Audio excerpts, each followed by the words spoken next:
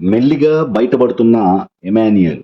So Tanuja గారు Emmanuel గారి మధ్యలో నిన్న జరిగిన ఇన్సిడెంట్ చూస్తే, సో ఆ నైట్ గుసగుసలు, అర్ధరాత్రి గుసగుసలు మాట్లాడుకుంటున్నప్పుడు ఆ, బిగ్ బాస్ వీళ్ళకి హెచ్చరించారు.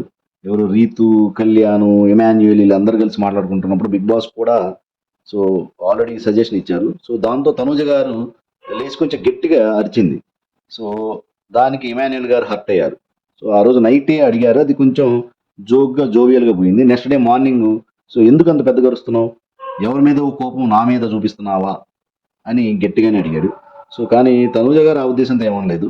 సో ఆల్రెడీ అక్కడ కంప్లైంట్ వచ్చింది, మాధురి గారు కంప్లైంట్ రైజ్ చేశారు. కాబట్టి మీరు కొంచెం అలర్ట్గా ఉండండి అనే ఉద్దేశంతో తనూజ గారు చెప్పారు. కానీ అది ఇమాన్యుయల్ గారు మిస్అండర్స్టాండ్ చేసుకున్నట్టు అనిపిస్తుంది. సో అదే విషయం వేరే వాళ్ళకి చెబితే ఇమాన్యుయల్ గారు ఆ, ఎవరిదో మీద కోపం నా మీద చూపిస్తుంది, నేనంటే అన్ని విధాలు పడతాను కాబట్టి, నేను ఒక పిచ్చోడిని కాబట్టి నన్ను ఇష్టం వచ్చినట్టు మాట్లాడుతుంది, చూస్తా, టైం వచ్చినప్పుడు చెప్తా అని ఇమాన్యుయల్ గారు అనటం అంత కరెక్ట్ కాదనిపిస్తుంది. ఎందుకంటే ఇద్దరు జోవియల్గా సరదాగా ఉంటున్నారు. సో ఎందుకు ఆ ఇమాన్యుయల్ గారు అలా అన్నారు అనేది భవిష్యత్తులో మనకు తెలుస్తుంది.